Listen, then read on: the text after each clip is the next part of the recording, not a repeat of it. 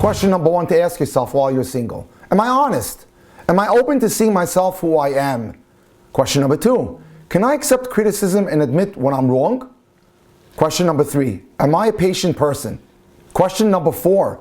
Can I exercise self-control? Question number 5. Can I delay gratification? This is critical if you want to be in a meaningful long-term relationship with another human being. Question number 6. Can I distinguish between what's more and less important in life? This is so important. This can easily explain why we have so many divorces today. People just don't understand what's priority and what's not important. Question number 7. Can I emphasize satisfaction over frustrations? Which means, do I look at the glass half full instead of half empty? Question number 8. Do I have a sense of humor? How important that is in our stressful times. Question number 9. Can I persevere in order to achieve? Very important. Can you hold in there? Can you wait for the gratification? Question number 10. Am I dependable? These are very important qualities, ladies and gentlemen, that you need in a successful marriage. Question number 11. Am I prepared to not get everything I want? That's so important. As we say in Pirkei Avot, Izu Ashir, Hasamech Becholko. He is wealthy, he was happy with his lot. Who was happy, rather, he was happy with his lot. Do I want to grow? Next, question number 12. Am I committed to becoming a better person? A woman, Meredith, once shared her perspective on why it pays to start this work before marriage. I've always been defensive, Meredith writes, and that's usually why my husband and I argue. He says something intended to be helpful, I take it as criticism and get upset, and then he gets upset and it escalates, and now we have a full-blast war. Had I begun to tackle this issue when I was single, I could have avoided the much harder and slower work now when I'm married. So I always tell people, don't wait until you're married to change yourself. If you have something to change, get to work now. By the way, oversensitivity to criticism usually points to a self-esteem issue, which we'll get into tonight. You may have noticed the common denominator in these 12 questions, that we have to see beyond ourselves and beyond the present. This ability to distinguish children from adults, and most of us have it to some degree. Yet we all lapse into self-centered thinking and behavior. These speed bumps make me crazy, a taxi driver once grumbled as he entered the neighborhood of the passenger. Well, the passenger told him, thousands of children live here. And there have been several terrible accidents due to speeding that took some children's lives. And the man said, as he complained, all I know is every 2 seconds I have to slow down. This is ridiculous. And the passenger said back to him, don't you think protecting children is more important? That's a grown-up man, ladies and gentlemen, displaying the emotional maturity of a 5-year-old. We all regress when grumpy, but we have to fight that. We must constantly strive to view the world through a wide-angle lens. Along with expanding your perception of life, emotional maturity involves focusing on other people's needs, other people's desires, other people's feelings. You've got to become an other-oriented person to be successful in relationships, and in the most important relationship of all, that is being married.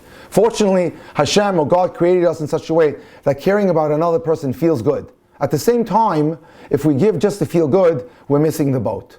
Many years ago, inspired by what we thought was altruism, a woman said she called the local hospital and volunteered to provide musical entertainment in the children's ward.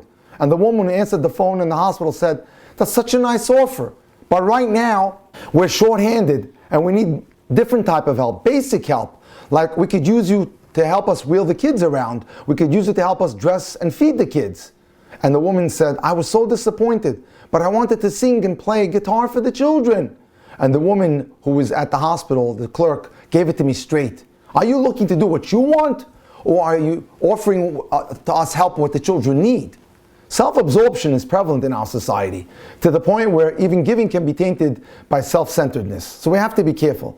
Take a good look at how you relate to your friends, your roommates, your co-workers, your siblings, and yes, even your parents. And ask yourself more questions. Let's go on with our quiz, ladies and gentlemen. Question number 13. Can I put another person's needs and desires before, or at least on par with my own? Or am I only thinking about myself all the time? I'm going to be sharing a phenomenal story with you after the presentation, which clearly crystallizes this point. Question number 14. Can I share without keeping score how important this is in marriage? After all, the word for love in Hebrew is ahava, and the root or the shorish of that is hav, unconditional giving. This is your posture. This is how you have to view marriage. This has to be your attitude in marriage. Question number 15. Am I attentive and receptive to other people? Question number 16. Do I try to be aware of other people's feelings? The more you score positively, ladies and gentlemen, in this questionnaire, the better you are prepared for marriage. Question number 17. Can I empathize and identify with other people's woes? Question 18. Can I nurture? Can I comfort? Can I support others? Question number 19. Can I tolerate differences and appreciate individuality of other people? Question number 20. Can I validate perspectives I disagree with? How important it is in this day and age when people can get even hostile over political matters and opinions. Question number 21. Can I respect other people's boundaries and privacy? This is very important as well. Question 22. Can I share positive feelings with other people? Question 23. Can I communicate negative feelings without attacking the other person? Question 24. Can I resolve conflicts through discussion and negotiation? Question 25. Can I concede when I'm wrong? That's so important in marriage. Question 26. Can I connect to someone even when angry at him or her? Question 27. Can I emphasize goodness amid faults? Can I see the good in people? Can I see the good in the world? Question 28. Am I willing to stick with a relationship through good times and bad? This tests your mettle to see if you're loyal to the relationship. As I've said, all these qualities entail that you focus on others. Every one of these questions entails and has a deeper message. Can you focus on someone else? Stop from time to time during your interactions and think, how much am I thinking about his or her interests as opposed to mine? Can I step out of my shoes and put myself in that person's shoes? This simple but eye-opening exercise can become one of your great steps to becoming an other person-oriented individual. If you answered most of the 28 questions with an honest yes, you're mature enough to launch a successful relationship. Yes, ladies and gentlemen, yes, my dear man or woman, you are ready to date for marriage. If your responses are less positive, you've got some work to do first. So before you go tumbling into marriage, stop, pause, and do the work necessary to become a better person. Give yourself a huge pat on the back for looking at yourself honestly and wanting to grow. Then get started. Study what the Torah has to say about personal development. Attend classes. Well, in these days, watch videos. Nothing greater than going on Torah Anytime. There's hundreds, if not thousands upon thousands of lectures on there that can help you become a better you. Read books. Even better, spend time with people whose marriages you admire. Ideally, apprentice in some model couple's household. Observe how the husband and the wife treat their kids and talk and treat each other. Etch their behavior into your being. Most importantly, try out what you learn in your own relationships. We've all been guests at Shabbat tables of other people, certain spectacular individuals who behave angelically. The husband and wife talk with such derech eretz and such respect with each other. One of the best ways to grow is simply to help people. Marriage runs on chesed. Marriage, as Rav Vigdor Miller, my dear Rabbi, would tell us, allows you to perform that mitzvah of v'ahavta l'recha kamocha. You should love someone as yourself 24/7. So marriage runs on chesed. So start developing your giving muscles. Volunteer regularly. Look to give in your daily life. I always advocate to my singles, to those who come to me for help and assistance, to those who call me.